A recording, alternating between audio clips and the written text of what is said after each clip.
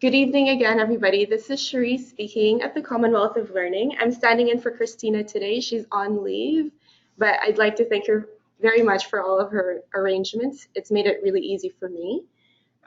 Just to let you know, we are recording the session for today as usual, so we can get this session in the hands of more people after the webinar, and you can also share it with your teams. Just a few reminders before we get started. You would see on your screen for GoToMeeting how to mute your line. So if somebody else is speaking, we kindly remind you to click on that green button so that we can have silence for the other person who's currently speaking. If you have comments or questions while the speaker is talking, you can type in the chat box as well that you see on your screen. And we will be sharing the recording of this webinar afterwards as well. So just a quick reminder for those of you on social media, on Facebook, Twitter, Instagram, or anything else that you use, please do connect with us at Girls Inspire on Twitter and at Cole4D. And you can use the hashtag that you see on the screen for financial inclusion or ending child marriage as well. So without further ado, I'd like to pass it on to Mrs. Frances Ferreira, who's the Women and Girls Senior Advisor here at the Commonwealth of Learning, to make the welcoming remarks. Thank you very much, Cherise. Good morning, good evening, good afternoon, wherever you are. I'm very pleased this morning to introduce to you our guest speaker, Ms. Chetna Sinha from India. Chetna is an economist, a farmer, and activist, and the founder of and president of the Mandeshi Bank, a micro-enterprise cooperative development bank with 6 branches whose clients are women earning an average, including women earning an average of 40 Indian rupees a day. Chetna founded the Mandeshi Foundation to empower and train women and self-help groups in business, entrepreneurism, property rights, and technology. The foundation currently operates in Maharashtra and Karnataka, but has regulatory approval to operate throughout India. It also partners with global organizations, including the Commonwealth of Learning. Ms. Sinha established the Women's Chamber of Commerce to offer support to female entrepreneurs and a business school for rural women to provide training in entrepreneurial skills. And since 1996, she has been organizing women in the rural areas of the Maharashtra in the fight for land and property rights, and launched a community radio station providing a platform for sharing information. Taking into account Chetna's great contribution to the holistic cause of female empowerment, India's Ministry of Women and Child Development has nominated her as a member of the governing board of the Rashtriya Mahila Kosh. The Schwab Foundation for Social Entrepreneurship, a sister organization of the World Economic Forum, announced Chetna as the winner of the 2013 India Social Entrepreneur of the Year. Chetna received the 2005 Janki Devi Baja Puraskar Award for Rural Entrepreneurship. She has lifetime membership with Ashoka Innovations for the Public and was selected for the 2002-2003 Yale University World Fellows Program. In 2013, Chetna Gala Sinha presented at the TEDx Gateway in Mumbai. Cole's publication, Women and Leadership in Open and Distance Learning and Development, also features Chetna as one of the authors. Ladies and gentlemen, you will agree with me that with her passion for women empowerment, the road she built for financial inclusion of women, there is no better person than Ms. Chetna Sinha to speak to us on this topic this morning. Join me in welcoming the phenomenal Chetna G. Sinha from Mumbai. I think she's speaking from Aswat. I'm not so sure. Welcome, Chetna Ji. Over to you, Cherise. Thank you very much, Frances, and a warm welcome to you, Chetna Ji. I'm moving to your first slide now, and please feel free to get started whenever you're ready. Thank you. Sure.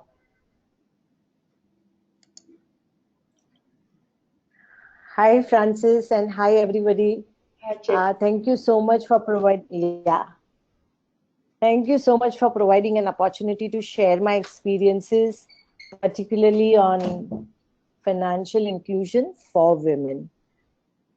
It's interesting that Mandeshi started the bank, got the license in 1996. And when you talk about banking, low income group women, generally people talk about microcredit. But actually, my experience is very different. Uh, I'm located in a very small town, very remote location in Maharashtra, which is called Maswad, where majority, I mean, it's a drought area. And I never thought that, I will start a women's bank or will do what I'm doing now. I had never planned that way. But actually, women from my village, they came forward and they said that we want to do savings.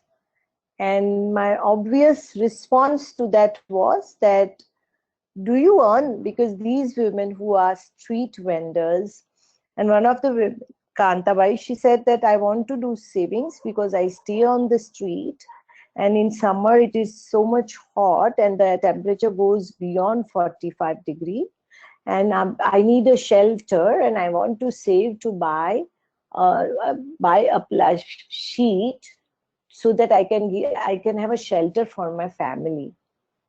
I realized that, women like her, Kantabai, who wants to plan their lives, and that is the reason why they want to do savings. So I went with her to different banks, but banks were not ready to open her account because she was not an affordable client. So then I thought, if banks are not opening the account, why not start a bank? And that's how Mandeshi Bank was started.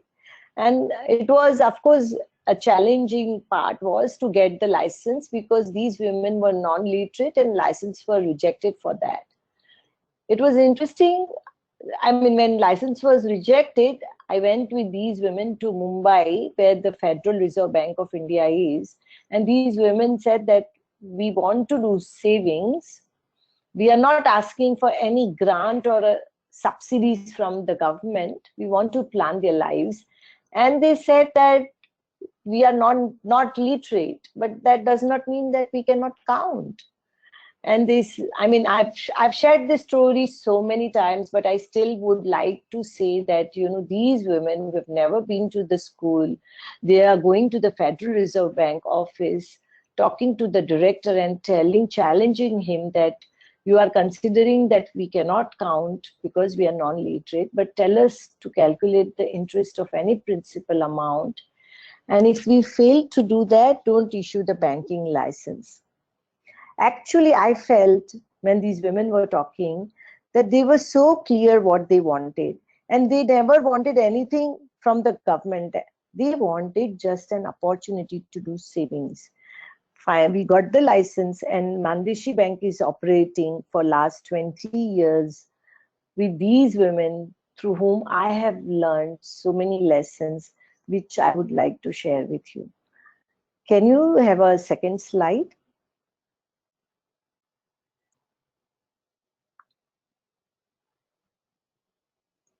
Can we move to this? Yeah. So you can see in the slide that who are these women? These women are vegetable vendors. And it was interesting when we started the bank. When you want to provide an opportunity to low income group people, the first challenge they have is that they do not have a luxury of mobility. What I mean is that, even to walk extra miles or to go somewhere or go to the banking, they would lose their working day. So women were very clear. We got the banking license, but they said that we cannot come to the bank.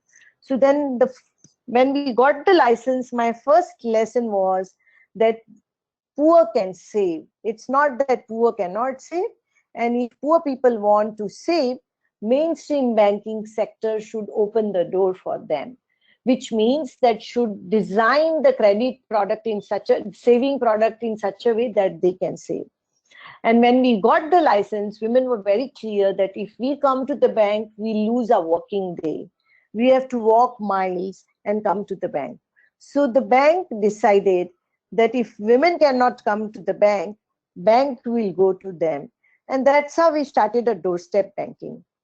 You can see in the slide very clearly that one of our field officer is having a device, and our women are saving and she is giving the receipt.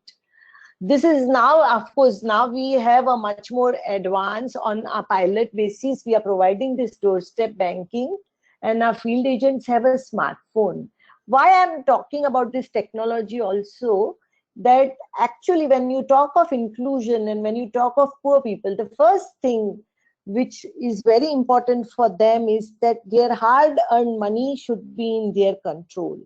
And many of our women, they used to say that, if they save and if they have a physical passbook, their family members can see, can have an access of how much they are saving.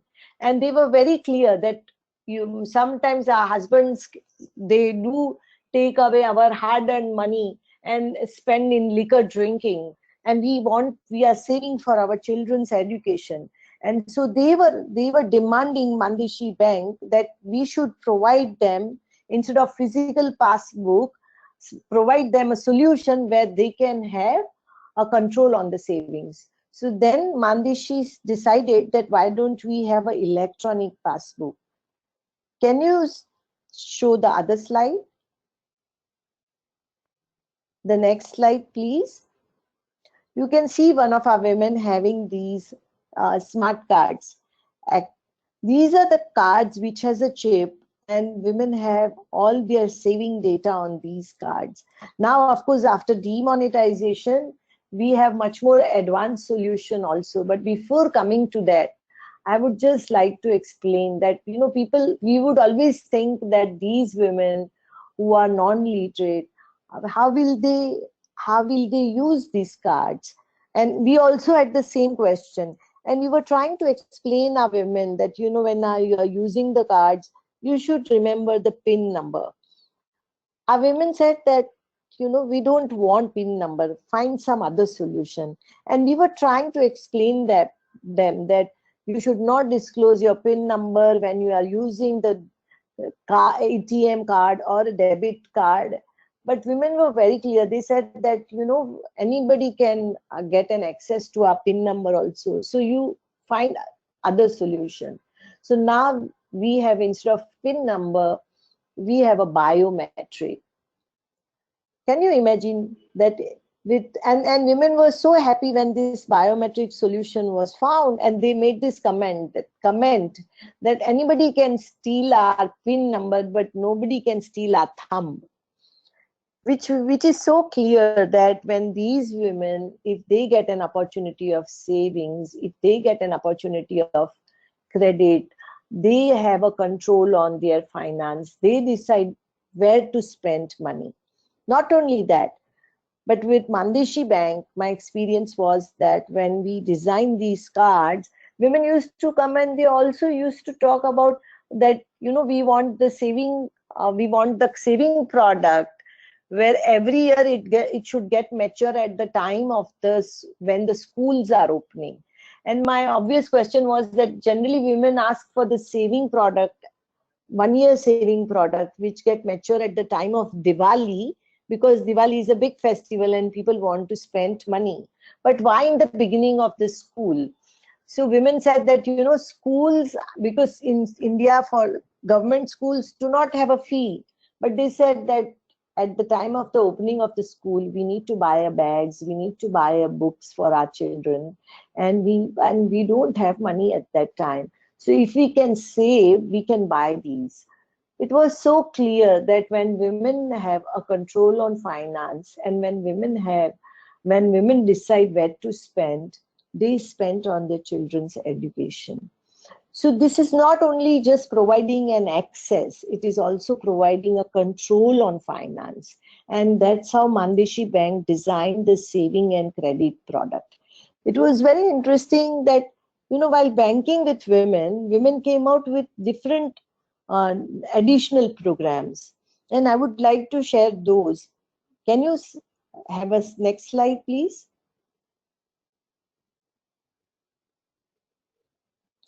So the another program which we started was, and this was the first, I mean, I'm very proudly would like to share that this is the first rural women bank where, I mean, in such remote location, we never had a women bank.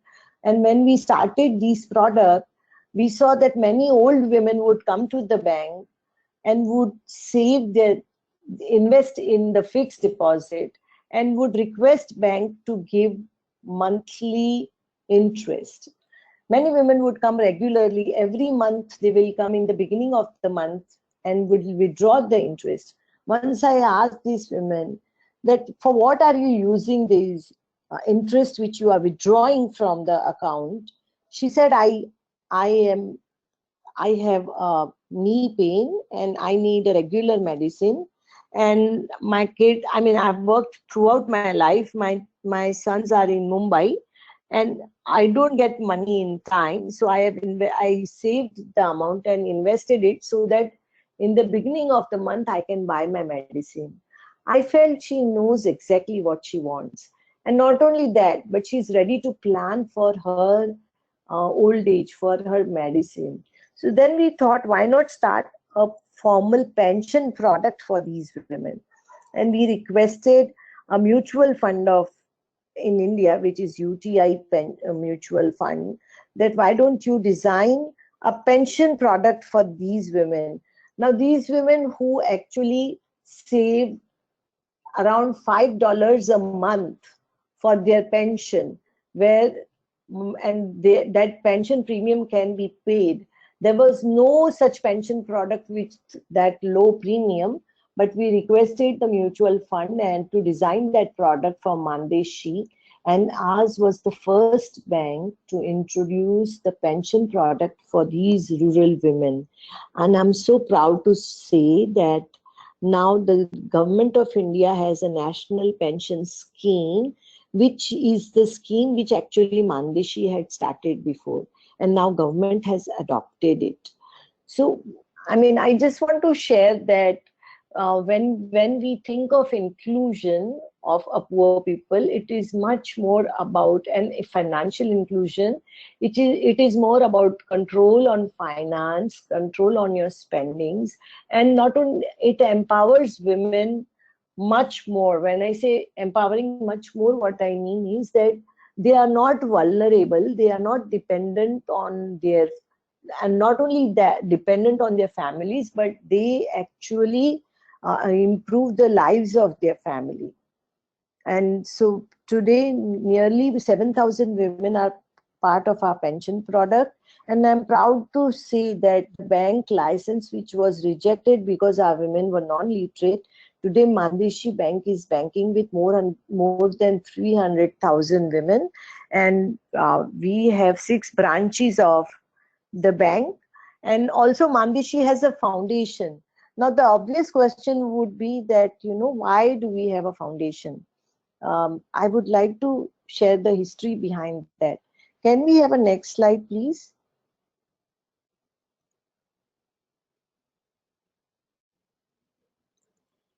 So actually what happened was that you can see this slide where there are some technology pictures are there, the bus is there, and it says that financial digital literacy and banking.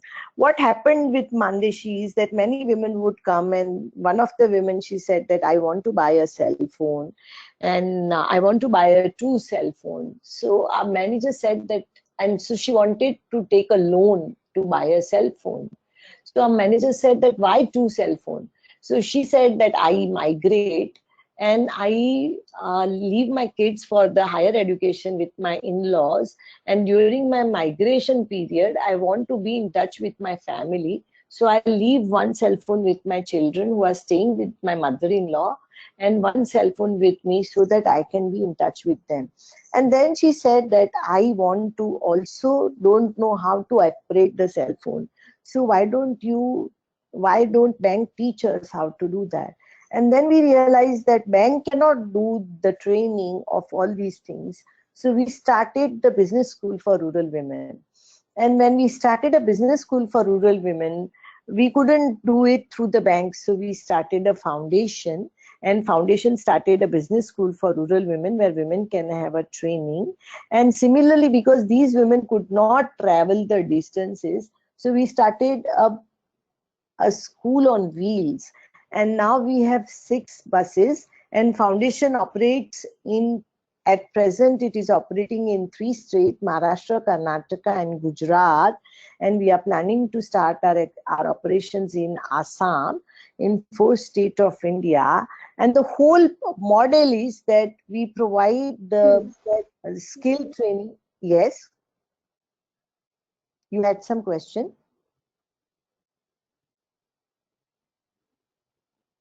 Somebody had some question? No, Chetna ji, it's okay. Maybe just a glitch in the technology. Okay. Okay. So we have the training program where it's the skill and entrepreneurship training program, but many women could not travel. So we have this school on wheels where the bus has the skill training part where bus can be converted into the class, and also at the same time provides the financial and digital literacy. And it's not like just creating the awareness, but women can actually do the transactions practically. So we have a demo ATM in the bus where women can do the transactions, also do the mobile payments also. And on the other side, women can get the entrepreneurship training, women can get the skill training, so that it's not only just an access to finance, but it is also access to knowledge at their doorstep, so that they can start the businesses, they can get the loan. So the whole model is such that it's not only just awareness, it's not just training, but it also is supporting women to become a successful entrepreneur. And not by doing that, Mandeshi believes that whatever modern women should not only own finance, but they should have a ownership of knowledge also, control on technology also. And I'm proud to say that many of our women actually they are now doing, after particularly after demonetization in India. It's very interesting that when anything happens, like any disaster happens or any major decision happens in any country, the most affected are poor people. And that similar thing happened in India also at the time of demonetization. Everybody, you must be knowing that India went through demonetization to curb the black money, um, and the Prime Minister of our country actually banned the 1,500 rupees note, which decision was taken so suddenly on 8th of November. Being a bank, when we heard that decision, we thought that my team cancelled all the program, and we were not sure that what will happen in the field, and why would any poor person would have those you know like big notes, 1,000 rupees note, which is around, I would say that around $30. So why would that, I mean, poor people would have that big notes? They would have it because they would save it, because in emergency, if somebody is sick in the family, they would need to buy the medicine. And after demonetization, we saw that next day, everywhere in the bank, many women, many old people would come and they would think that now we would lose our money. And they were standing in a queue, or they were selling their note at a cheaper rate, which was such a hard-earned money. So then immediately we had to take some immediate measures. Can you move the next slide?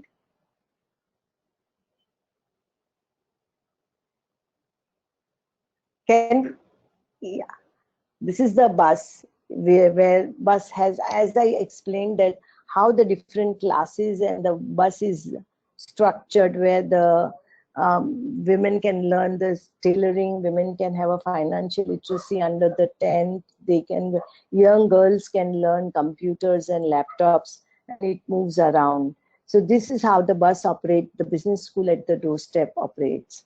Coming back to the um, subject of demonetization, I would just also would like, so Mandishi has 7 buses, and these buses are operating in different locations, and I'm proud to share that how our we foundation can manage to have these programs. So Mandishi has the partners, like we get the CSR funding from different partners, as we are getting from COL also, for the young girls program. Similarly, for the bus, we get it from Unilever, for the business school from HSBC. We have partners like Accenture, British Asia Trust, and Cherry Blair Foundation. These are CSR funds are for our women entrepreneurs.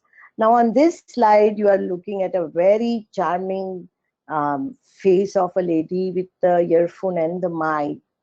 Imagine what it is. It is actually a radio which Mandishi has started.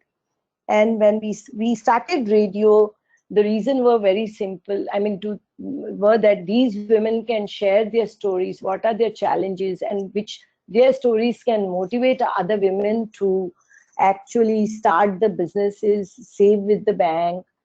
But when after demonetization, we saw the use of radio was very different. Next day, we started relaying the program on radio that, whoever wants to actually exchange the note, they can come to the bank. And with the buses also, in India, there are rural hearts. Weekly market takes place. And in villages, every village is linked with the one weekly market which takes place in 1 week, and everybody do the buying and selling there. And in India, we have around 70,000 weekly markets. We have different products, saving and credit, provide the doorstep savings at the weekly market. At the time of demonetization, our buses went into these weekly market and provided the services of exchange of notes, and all the program was relayed from the radio. Not only that, at the time of drought also, when we provide the water to the villagers, we announce on the radio that at what time the water tanker is going to come to the villages.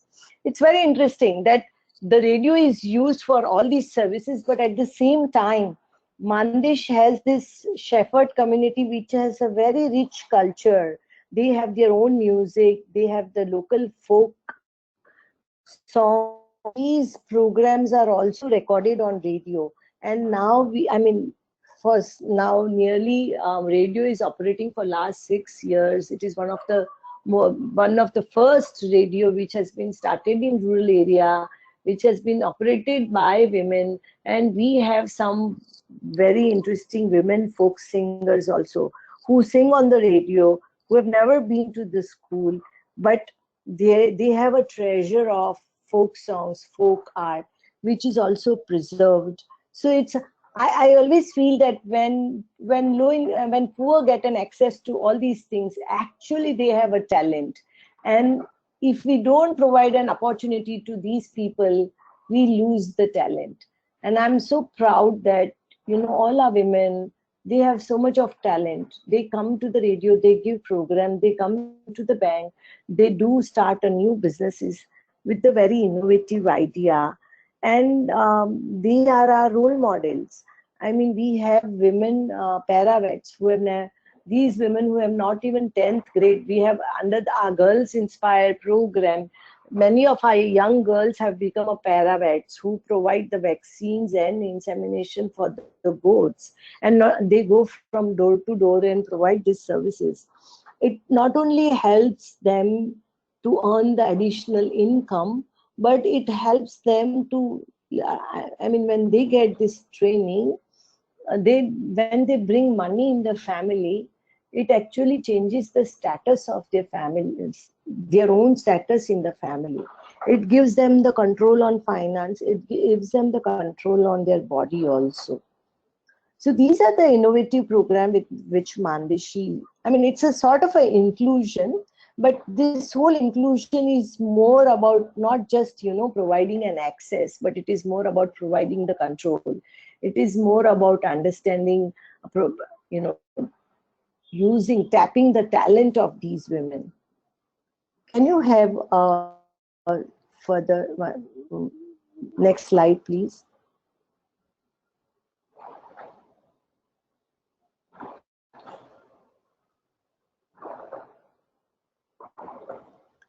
Can we have the next slide?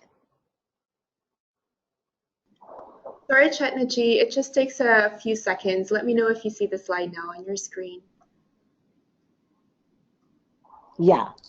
So I was talking about the GOAT program and how our young girls have been, empowered. And you can see on the slides also that you have these young paravets who are not only providing the vaccines and insemination, but also they have become a good doctor. And it's also like, they are on the two-wheeler, which is like, it gives them the different mobility. It empowers them to deal with the technology. And this whole journey from livelihood to entrepreneurship is very important. Not only just this Goat Doctor is one example, but there are different businesses which women run. So we have women who are running a grocery shop owners. We have women who are having a bicycle repair shops. We have women who are in textile and who are producing the sports clothes, and they get the orders from the school. And it's also not only just, providing training, but linking them with a bigger market, providing them with the banking servicing. Mandeshi has a toll-free number under which if women want some information about getting the licensing, if the women are in a catering business, they require a licensing for this business. So then different mentoring is required. The legal mentoring is required. And Mandeshi is providing this through the Chambers of Commerce. Mandeshi has set up, it is from Livelihood is business school which provides the livelihood. Thanks, thanks Aruj. I saw your message. So in the beginning is the training in livelihood. But what we want is that our women should become a successful entrepreneur. Because finally these women entrepreneurs, it does not even, their income increases in their house and their children's education, but they also do a job. They also provide a jobs. So that is the whole journey of Mandeshi, and now Mandeshi is aspiring to impact 1 million women entrepreneur in next 5 years. And when I say impacting,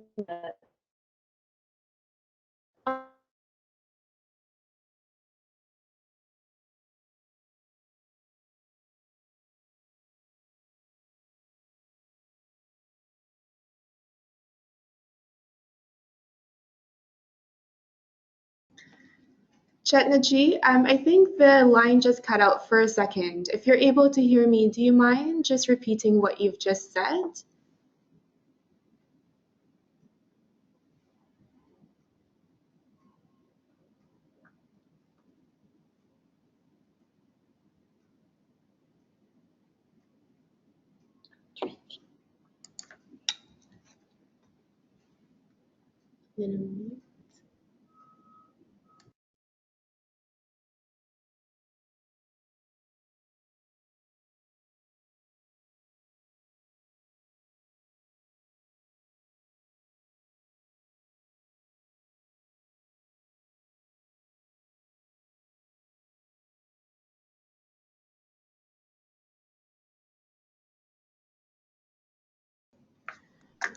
Chetnaji, Cherise speaking. I just want to troubleshoot the audio. Are you able to hear me? If you are able to hear me, do you mind typing in the chat box? Unfortunately, we're not able to hear you from our side here.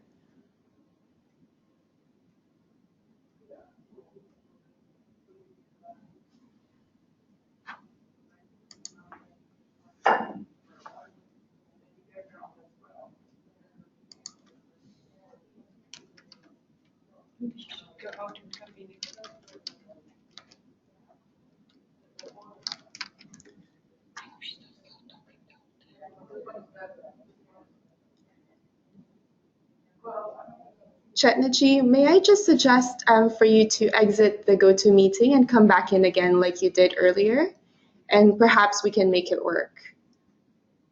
Okay, Bellington, it's good that you can hear me.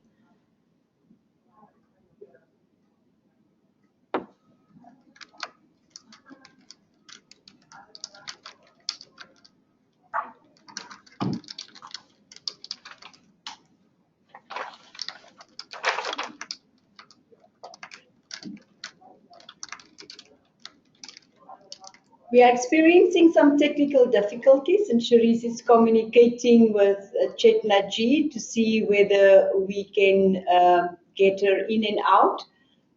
We can still see Chetna's mic is on, but we are not sure whether she can hear us.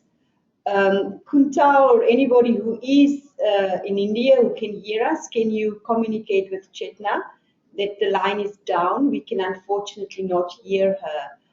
But in the meantime, I'll head back to Sharice because I just quickly intervened there. No, that's great. Thank you very much, Francis. So while we're experiencing technical difficulties, we could open the floor to anybody who has comments. And I see some wonderful, inspired comments from our colleagues in Pakistan and Bidari, from Rafat and Aruj. And I also see a comment from Mustafa complimenting the inclusivity model. So I would like to welcome anybody who would like to speak up and comment on this, and or if you have any questions, to pose it to us now, so that when Chetnaji comes back online, we can address those questions.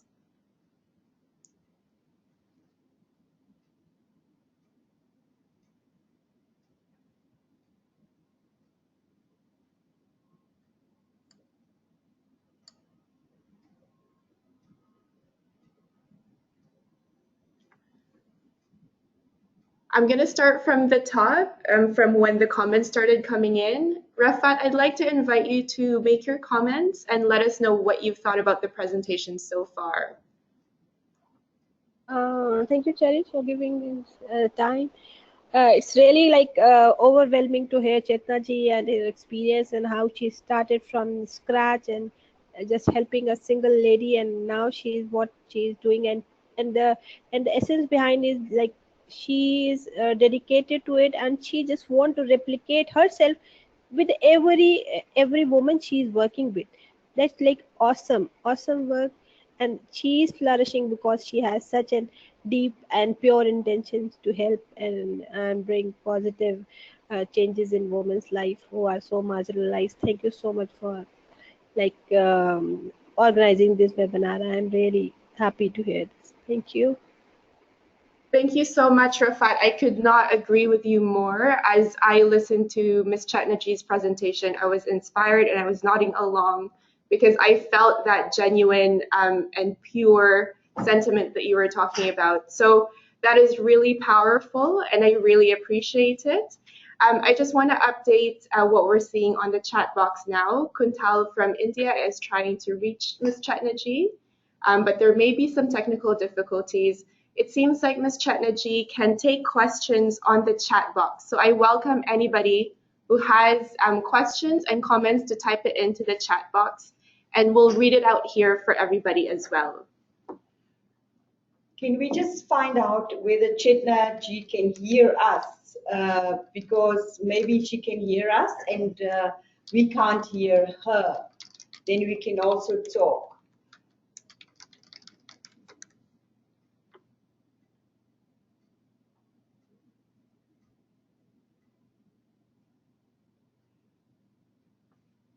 So there are quite a few questions for Chetna Ji, but while you are all reading and writing your questions, I also just want to join Rafat and Sharice with their comments and commending Chetna Ji. And Rafat, you couldn't have said it better.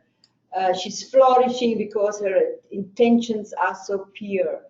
That was so profound what you said. Yes, if your intentions are pure and you just want to help other people, nothing can come in your way. And I think that is a great example for us all who are also giving so selflessly, you, the partners, wherever you are, to empower the women and the girls. But I cannot. I mean, that statement you made it really struck me. That it is so profound and it is so true. Because look where Chetnaji started with all of this, and look where they are today. I cannot agree with you more. So I think now Chetnaji would have had time to read through the comments, and we think she may not be able to hear us. So Kuntal indicated he can't get through to them.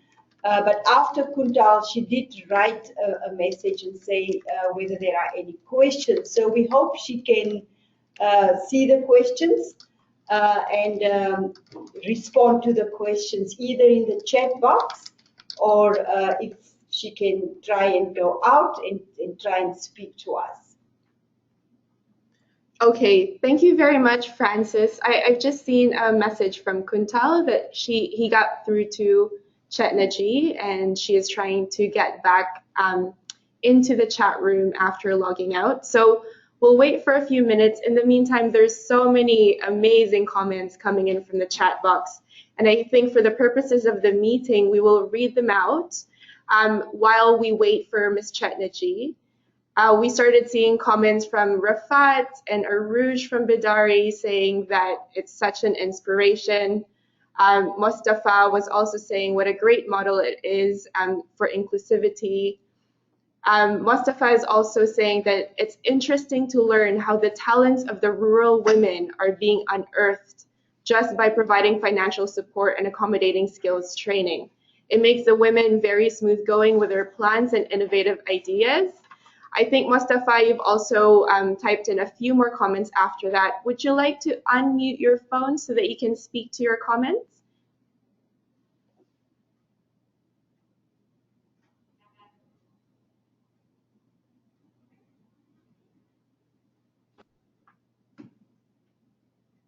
Hello. Hi, Mustafa. We can hear you. Please go ahead. Yes. Yeah. Hi, Charis. So I think what I learned from the presentation of Chetnaji, it is really exciting for me. Actually, as a student of business, I found that it's truly interesting. But the thing is, a bank is providing the financial support. So traditionally, they provide the financial support, and the rest of the things depend on the woman or the client. So in this case, the Mandashi Bank is not only providing the financial support; they're ensuring that this support it creates some change or adds some value to the economy, to their families, to that person, and to the society as well. So I think it is not only to uplift the socioeconomic condition of the rural women. So it can be a great model for the development of the nation as a whole, because other banks, they are suffering from a lot of bankruptcies. So if they follow these things, so if they provide loans, they cannot recover it because they don't know where the money is going.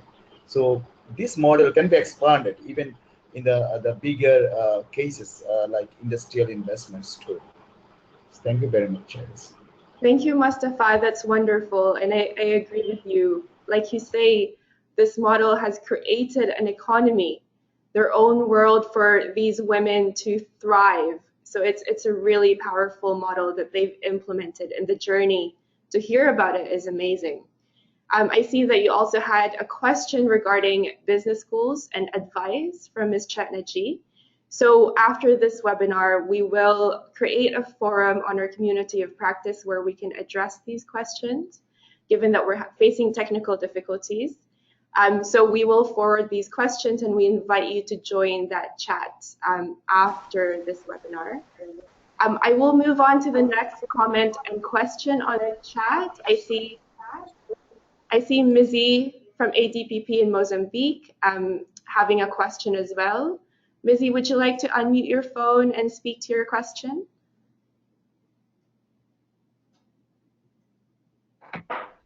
Hello, thank you so much, Charis and Francis, for this webinar. My question was just around how expensive it was to fit out the bus, the way it's fitted out for the different type of courses.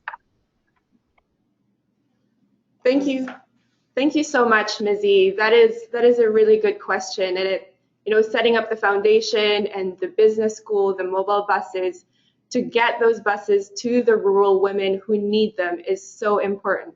So this question as well, we invite you to address and post these questions on our community of practice after, so we can continue this conversation, because these are really important questions. And I think there's so much to learn from here, and it's such a rich discussion.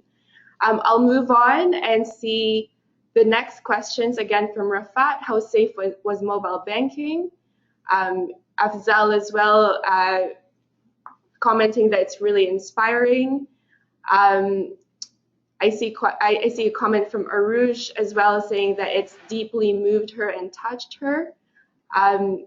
How she has taken women out of their shells, provided employment opportunities to uneducated, and helped them get the grants and loans for their business is a really huge work done. And I agree with you. It's really bringing the needs of women to those women and listening to those needs. So those are really powerful. Again, I'll open the floor to Rafat, who has also posed her question, just for the sake of everybody here on the line to hear that and to also contemplate over these questions that everybody is posting here. Yeah, the question just stuck in my mind when I saw a woman sitting in a bank representative sitting in next to the vendor, a woman vendor selling her vegetables. That was like, how much, that is like where the trust is needed. The woman is earning for the for the whole day, and she's giving her money to a woman, to another woman, and that requires quite a lot of trust. And how they have built it, because where money is involved, trust is what needed the most. That is how I just want to know from Chetna Di how she has managed and how she has trained her staffs and everything. And one thing that was very like good, what she said, she is providing ownership of knowledge and technology. That was like awesome statement from Chetna Di. She is like providing, she is building a woman by providing her knowledge and providing them ownership of knowledge and technology, so they can't be lagging behind from anyone. That's brilliant. Thank you.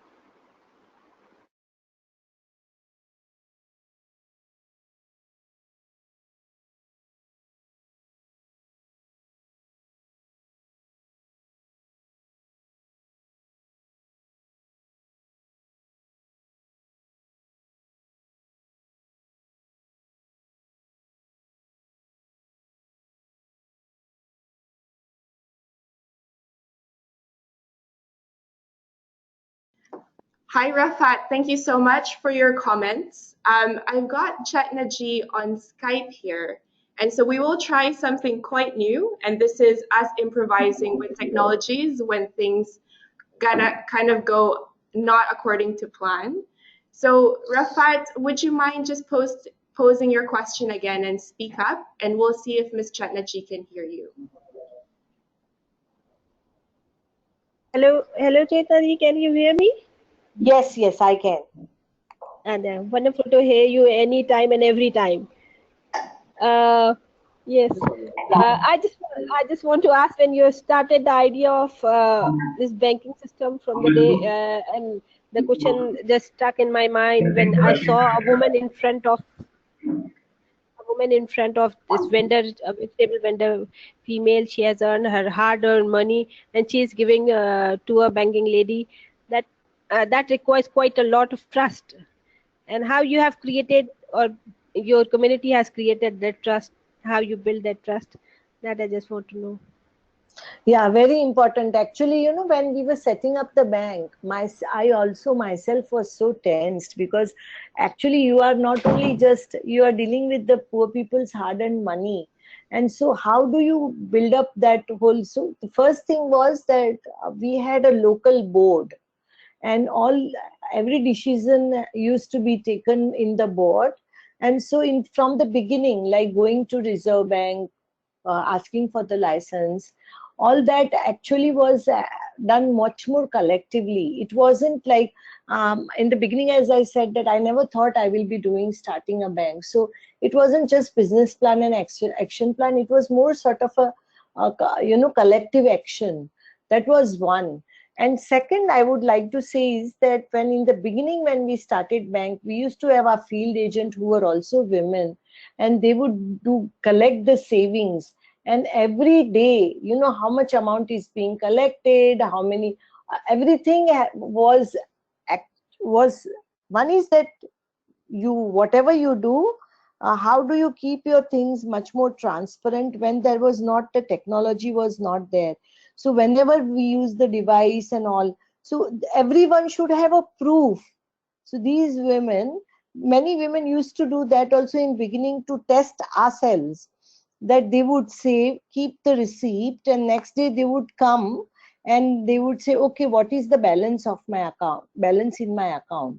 And when they get the proper, the answers, that's how the trust, it takes time to build up the trust also. When we started the pension product particularly, what we saw was that when the women registered for the pension product, we saw majority of the accounts what we got, most of the women were like 50, 51. And now fund manager said that it's very difficult to have such a pension product where there is all the people are from the same age. And so we tried to talk to women that why it happened that way. And many women laughed and they said that we want to check that, are we getting the amount when our pension product get matured. And first 3 years, it got immediately, like we had to give the matured amount to many women. When they got their money back, then they realized that, yes, we are getting our money back. So there are different ways where, one is that how do you show that, they should have a proof, and based on their proof, their accounts are being matched. So that is one. And then second is that they also test you.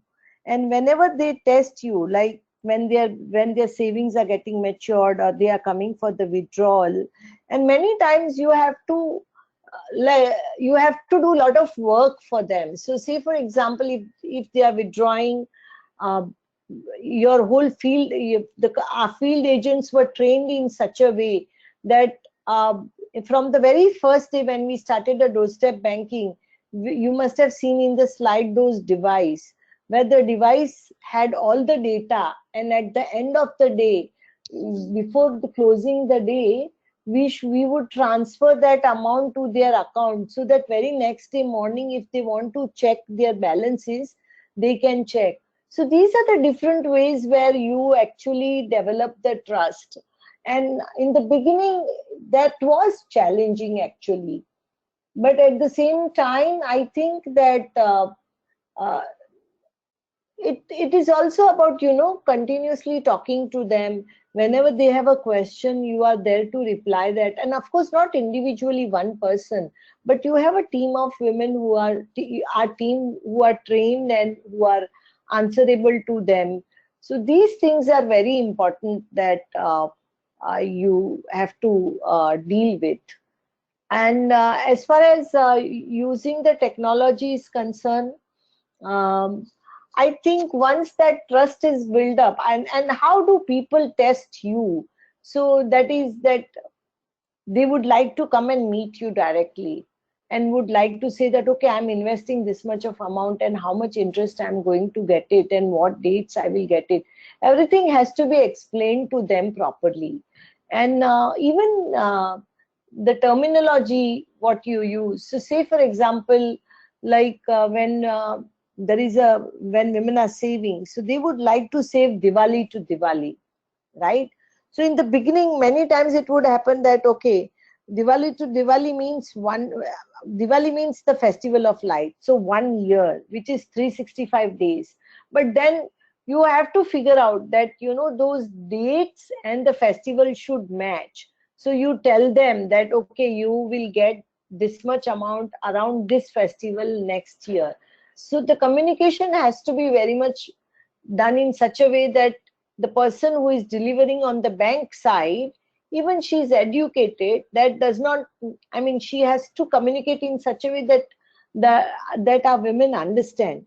And also women are very smart as far as calculations are concerned. So I'll give you another example, that in banking system everything is calculated yearly, but when you talk to people, talk to rural people, they have a calculations of monthly. So you have to explain them that, okay, how much interest are you going to get, or you will be charged monthly. They understand that terminology. So we had to develop those things also. And we used to have a sorry, go ahead. Please go ahead. I just wanted to thank you for those powerful comments. Please continue. No, I'm just saying that another thing which we, in the beginning, what we used to do is that we used to have a village meetings. And so we had a field agent who would collect the savings, right? In India, the postal service is also there.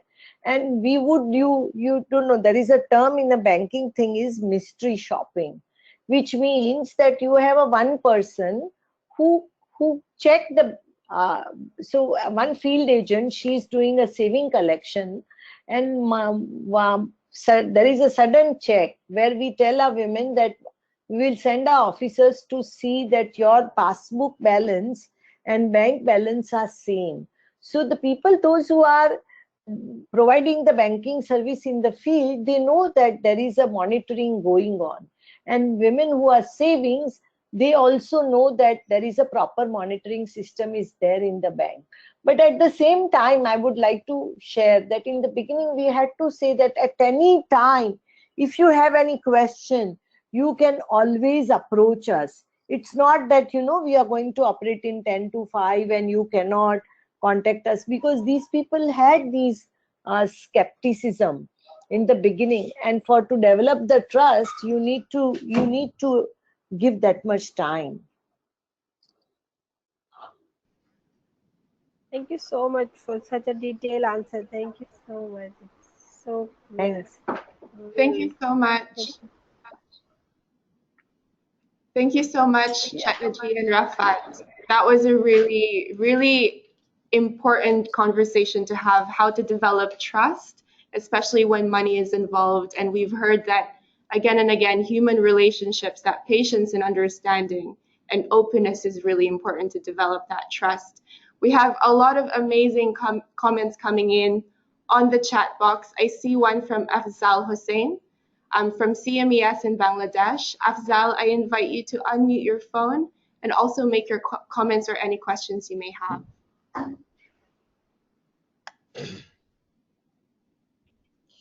Thank you, Shiris, for giving me the opportunity. I am really amazed at how Chetna Madam had been explaining everything.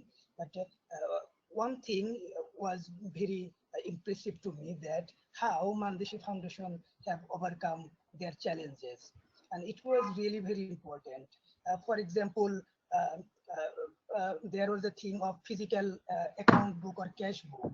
And if they provide physical cash book or account book, and then the women may not have proper control on their finance, because anybody can access to that physical account book. And then they have developed a sort of alternative contingency, and how more control over the financial activities and transaction may be developed. And another thing was also providing RuPay debit card.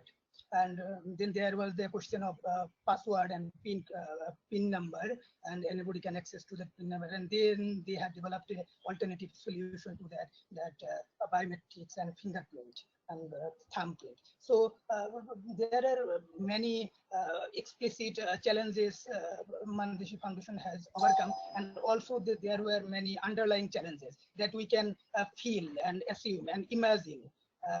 because of that overcoming capacity of challenges, Mandeshi Foundation has overcome their successes. And thank you very much, and heartfelt gratitude to Chetna Madam for her wonderful presentation and insight and realistic explanation and about her experiences. Thank you so very much. Thank you. Thanks. Thank you so much, Afzal. That was a really good summary as well, how they took their challenges and made that as opportunities for innovation. So we will move on to the next question, being mindful of time and your time in the evening there, wherever you are. We'll take one more question, and the rest of the comments and questions can be addressed on our online community of practice, and we will send that email to follow up after. Now I invite Mizzy from ADPP in Mozambique to again speak up her question, and then from there we will move on to closing remarks. Thank you very much. Hi, Chetna. Thank you ever so much for this wonderful and so informative webinar. I just wanted to find out how expensive it is to fit the buses the way that they are, to put all those costs, materials and facilities in the bus. Okay, so as far as bus program is concerned, actually the initial installation cost is very high. Like to have, one is that you know, when you, it's not only just the bus, but inside you have a tailoring machine and you create a classroom inside, you have a tent and all that. So the first time cost is very high. How Mandeshi has been operated is that we have a supporters who support the foundation, Business School on Wheels, and we have a partnership with Unilever, Hindustan Unilever. We operate in their areas and we have a regional partnership with them. So they provide the support for the bus.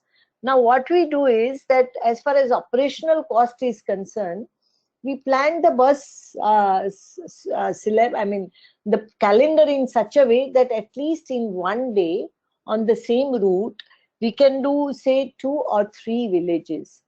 And in each course, we tell that at least 20 women should participate, and they have to pay the fees, so that whatever, say for example 3 courses are going on, and if women are participating, at least we try to see that the diesel cost is taken care of by the fees, so that the recurring cost is reduced.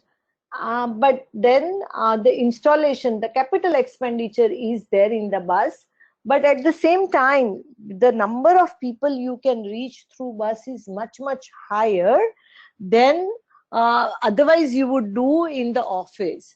And another cost which is reduced is that these women, whom otherwise they would have spent their money for the traveling, which is not being spent, right? So on the one side, yeah, the bus goes to the villages, but we don't have a fixed cost. And at the same time, bus can go to the 3 locations in a one day. So that actually, instead of having the cost of 3 locations, this bus is taken care of. That is one. And the calendar is such that in each village, the route at the 3 center is, that is designed in such a way, the bus calendar is designed in such a way that at maximum number of women can be reached in one day. And bus goes to each village at least for 15 days, so that they get the full training. And once they get full training, then they can also start their businesses. So this whole bus program is also linked with the schools, with the young girls, and where these young girls in India, like in villages, there are schools do not have computers, or if computers are there, it is like 1 or 2 computers, even they are not in an operating state. Many times there is no power. So when even the computer classes there, it does not make sense if power is not there. bus also has not only just laptops but also connectivity. So all these it's also providing all these things at the doorstep. And you know, a village young girl, if she can operate on computer, it's not only just it helps to increase her knowledge, but it gives her a confidence to deal with the technology. So yeah, coming back to your question about the expenditure of bus, I would say that, you know, if it goes to 3 location, the cost of 3 location together, though the initial installation cost is high, but with the fees and everything, the recurring cost is reduced. But on the other side, which if the bus would not have been there, those women who are on the remote location would never had an opportunity to get this access. So I think that social capital is very high. The social return is much more higher than the expenditure. Thank you so much, Chetnaji, and thank you so much, Mizzy, for your question. Ms. Chetnaji, before we move on to closing remarks, I would just like to take this opportunity to thank you very much for sharing with us your passion and your insights. It's really appreciated and inspiring. To everybody, I invite you to tweet on our webinar today and continue this conversation and share this really important information to others and in our networks as well, so that we can reach more women and girls through this model. And without further ado, I'd like to pass it on to Frances to make the closing remarks. Thank you, everybody. Thank you, Cherise. Thanks. Thank you, Cherise. Thank you, everybody who have joined us for this session. I also want to, although very late at this point, apologize for Ms. Daisy and the majority of the team at CMES in Bangladesh who couldn't join us because Eid started today.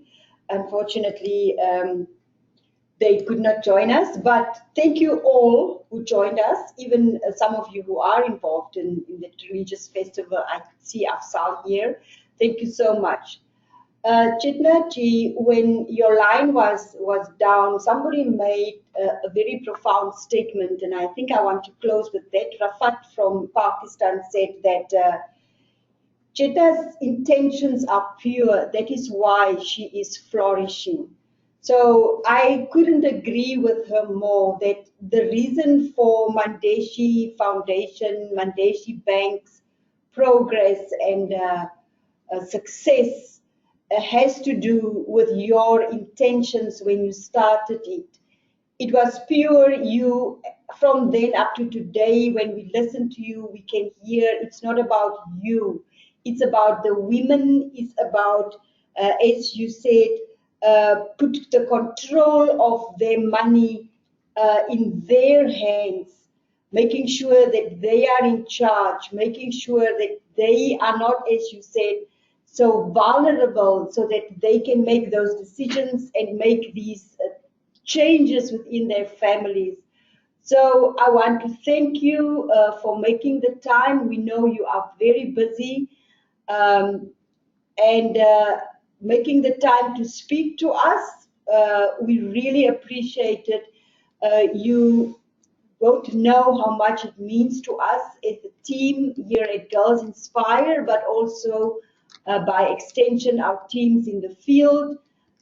These inspiring words, the way you started it, the examples you gave us, although some of us may want to do exactly that, we cannot do it at this point, but we know in many, many years from now, there will be some other Mandeshis within other countries across the globe because of the inspiration that you have been handing out for as long as you have been doing this. Thank you so much, and thank you also to your son Path, who supported you in the background and whose phone we called when we realized there is a technical glitch.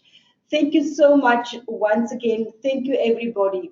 The recording of the session will be sent to you all by Cherise. We will also send it to Chetnaji So if there's anything else, Chetnaji, you would want to respond, you are welcome to do that within an email and ask one of your colleagues to send it to us, and we can post it on our community of practice.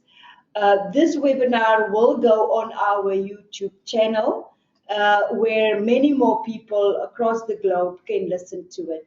So thank you very much, everybody. Good night, good evening, wherever you are. Bye-bye.